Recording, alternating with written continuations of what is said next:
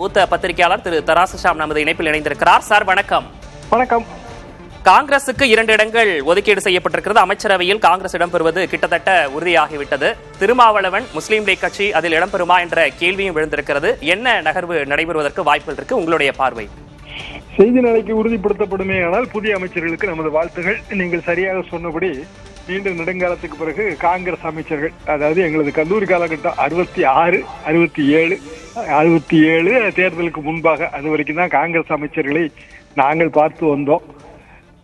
ஆக இன்றைக்கு இத்தனை வருடங்களுக்கு பிறகு மீண்டும் காங்கிரஸ் கட்சியை சேர்ந்தவர்கள் கோட்டையிலே இருக்க போகிறார்கள், அதிகாரத்திலே பங்கு பெறப் போகிறார்கள். எல்லாவற்றையும் விட முக்கியமான விஷயம், தமிழ்நாடு அரசியல் ஒரு பெரிய திருப்ப கட்டத்துக்கு வந்துவிட்டது. முதலமைச்சர் விஜய் அவர்கள் புதிய கட்சிகளுக்கு தனது அமைச்சரவையில இடம் கொடுக்கும் போது எல்லா கட்சிகளுக்குமே இது புதிய அனுபவம் தான். காங்கிரஸ் கட்சியாக இருந்தாலும் சரி, பிசிகாவாக இருந்தாலும் சரிதான், இஸ்லாமிய முஸ்லீம் லீக்காக இருந்தாலும் சரி, 3 கட்சிகளை சேர்ந்த அமைச்சர்கள் இதுவரைக்கும் அமைச்சரவையில் பங்கு பெற்றதே கிடையாது. ஒரு வகையில் பார்த்தால் அரசியலுக்கு திருப்பு முனை, அந்த வகையில நம்ம பாராட்ட வேண்டியதுதான்.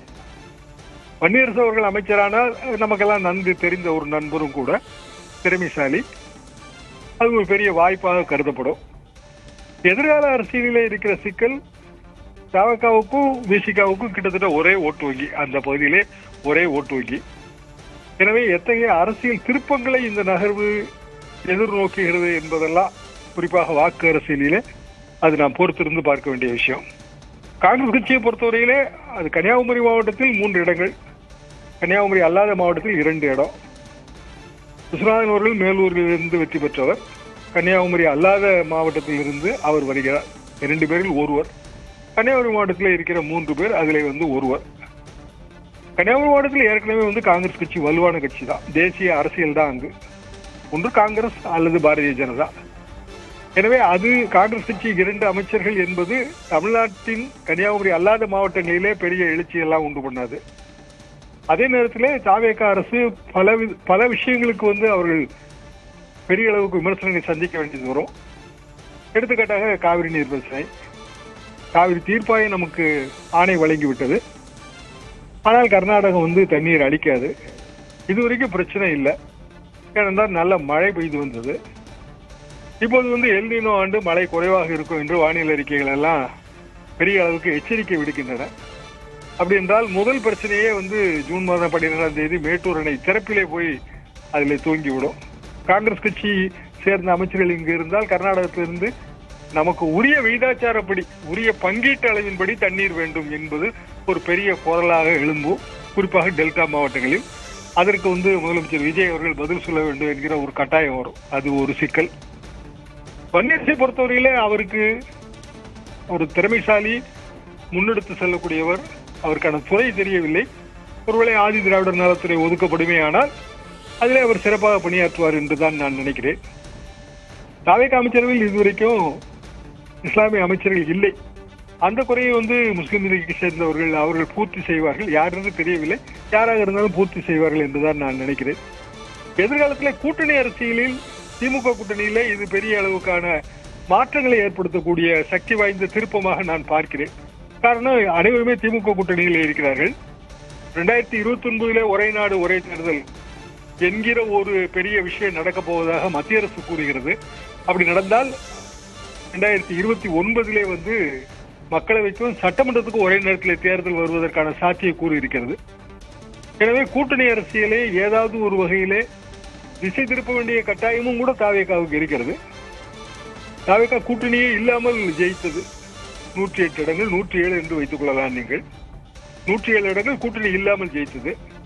இப்போது கூட்டணி கட்சிகளுக்கு பகிர்ந்து கொடுக்க வேண்டிய நிலைமை ஏற்படும். காங்கிரஸ் கட்சி பெரிய அளவுக்கு அழுத்தம் கொடுக்கும்.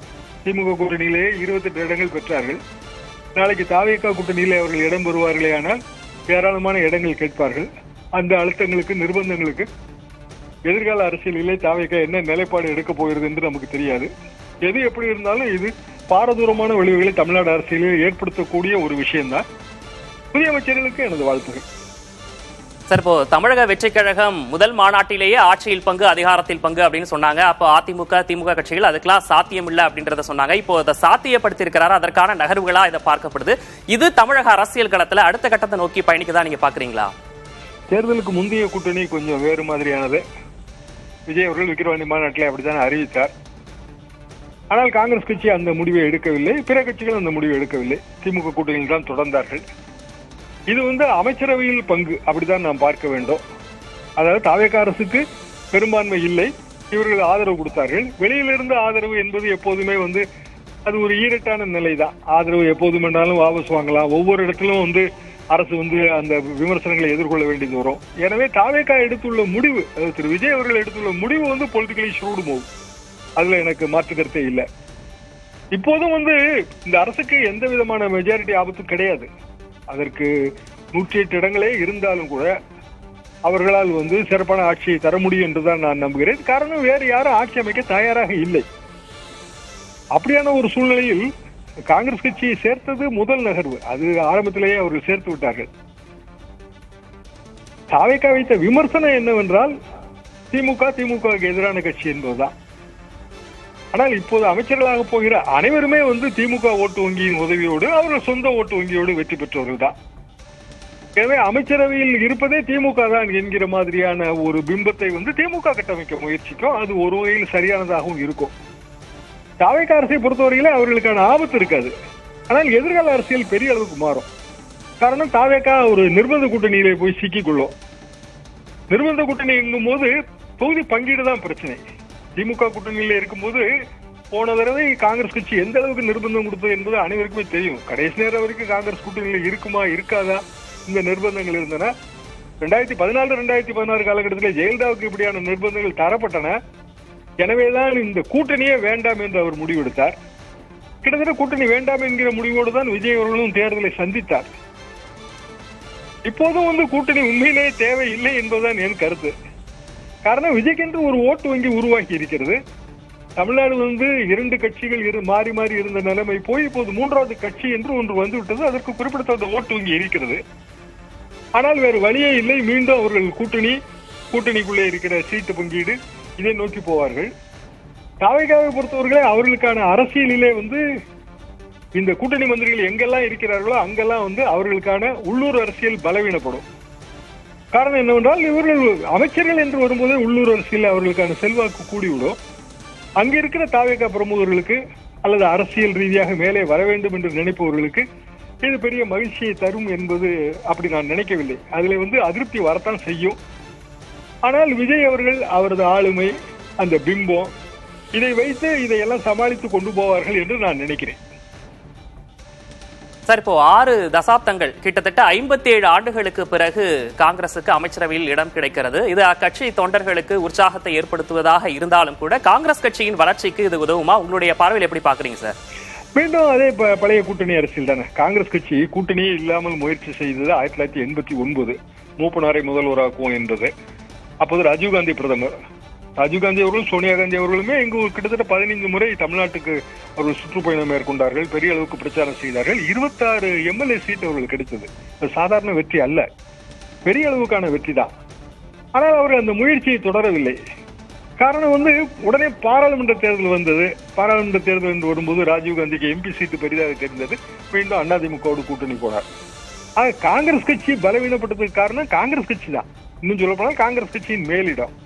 அவர்கள் எப்போதுமே டெல்லி சிம்மாசனத்தை கணக்கில் வைத்துதான் மாநில அரசியலிலே அடுத்தடுத்த கட்டங்களை எடுத்து வைக்கிறார்கள்.